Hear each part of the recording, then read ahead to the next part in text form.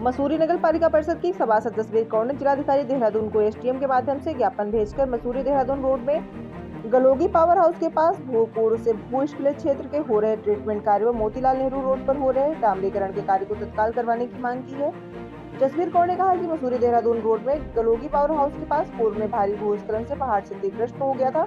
जिसके ट्रीटमेंट से लेकर सरकार द्वारा 22 करोड़ रुपए की लागत से कराया जा रहा है। वहीं सरकार द्वारा उक्त पहाड़ के ट्रीटमेंट को लेकर 9 करोड़ का रिवाइज बजट भी पास कर दिया गया है, परंतु पहाड़ के ट्रीटमेंट को लेकर हो रहे कार्य काफी धीमी गति से किया जा रहा है। उन्होंने कहा कि यह मार्ग मसूरी और चारधाम यात्रा जाने का मुख्य मार्ग है, जिससे मसूरी और चारधाम जाने वाले पर्यटकों और यात्रियों को भारी परेशानियों का सामना करना पड़ता है। वह पहाड़ के ट्रीटमेंट को लेकर हो रहे कार्य के कारण मार्ग भी समय समय पर अवरुद्ध होता है, जिससे सड़क के दोनों ओर कई किलोमीटर लंबा जाम लग जाता है। वह गलोगी में बरसात के समय पर पुनः भूस्खलन होने की आशंका है, जिससे कभी भी जान माल का खतरा हो सकता है। उन्होंने कहा कि मसूरी में पर्यटक सीजन लगभग प्रारंभ हो चुका है तथा उक्त मार्ग पर धीमी गति से चल रहे ट्रीटमेंट के कार्य से आने वाले दिनों में यातायात की समस्या और भी बढ़ जाएगी। उन्होंने जिलाधिकारी से जल्द गलोगी के क्षतिग्रस्त पहाड़ के ट्रीटमेंट में तेजी लाने के साथ गलोगी के पास मसूरी देहरादून मुख्य सड़क के निर्माण किए जाने की मांग की है। उन्होंने मसूरी लाइब्रेरी मोतीलाल नेहरू मार्ग पर रोड के डामरीकरण व सड़क किनारे नालियों आदि का कार्य लोक निर्माण विभाग द्वारा किया जा रहा है, जिसकी गति काफी धीमी है। वह सड़क किनारे निकले लोहे के जाल और सड़क किनारे पड़ी निर्माण सामग्री के कारण मार्ग बाधित हो रहा है, जिससे यातायात संचालित किए जाने को लेकर भी भारी परेशानियों का सामना करना पड़ रहा है, जिस कारण पर्यटक सीजन में पर्यटकों को और स्थानीय लोगों को भारी परेशानियों का सामना करना पड़ता है। उन्होंने जिलाधिकारी से जल्द मोतीलाल नेहरू मार्ग का निर्माण कराए जाने की मांग की है। जो गलोगी पावर हाउस पे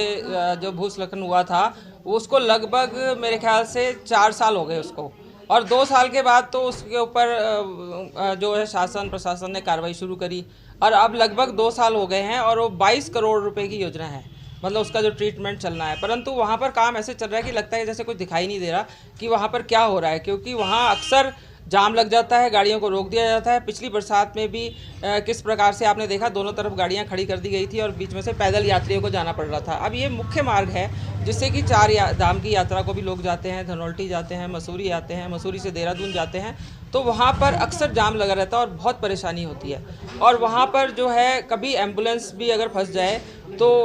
कभी भी कुछ घटना हो सकती है कि कोई अगर मरीज आप देहरादून ले जा रहे हैं या मसूरी कोई आ रहा है तो वो घंटों जाम में फंसा रहता है। दूसरा, वहाँ पर कोई भी सुरक्षा के साधन नहीं है। आप देख रहे हैं कि वहाँ पर नीचे को एकदम खुला है, अगर ऊपर से कोई बड़ा पत्थर आया तो वो गाड़ी को साथ लेके ही नीचे को चला जाएगा, और ना ही नीचे से कोई पुस्ता उठाया गया अभी तक वहाँ पर। और अभी सुनने में आया है कि वहाँ पर 9 करोड़ की डीपीआर और बन गई है। तो अभी हमें समझ ही नहीं आ रहा कि 22 करोड़ रुपए आपने कहाँ खपा दिए जो कहीं दिखाई नहीं दे रहे, क्योंकि सड़क की हालत भी ख़राब है और ना ही साइड में कोई पैराफिट वगैरह कोई लगाए गए हैं कि जिससे कि कोई सुरक्षा हो सके। मिट्टी धूल मिट्टी इतनी है वहाँ पर कि जितनी भी गाड़ियाँ वहाँ से जाती हैं कि वो लोगों को अपने शीशे बंद करने पड़ते हैं मिट्टी से बचने के लिए। अब आने वाला समय जो है वो यात्रा सीजन शुरू हो रहा है, पर्यटन सीजन शुरू हो रहा है, और परंतु अभी तक वहाँ पर ऐसा लग नहीं रहा कि कोई काम वहाँ हो रहा है। और दूसरी बात, बरसात भी आने वाली है और बरसात में फिर से वहाँ पर लग रहा है कि वहाँ से भूस्खलन होगा और ऊपर से पत्थर आएंगे और कोई अप्रिय घटना वहाँ पर हो सकती है।